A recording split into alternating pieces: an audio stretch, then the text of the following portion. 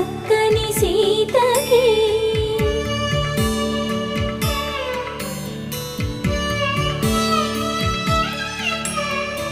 ఎర్ర జాబిలి చేయి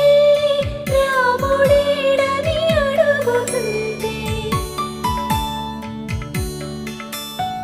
చూడలేదని పెదవి చెప్పే చెప్పలేమని కనులు చెప్పే నల్ల పూసైన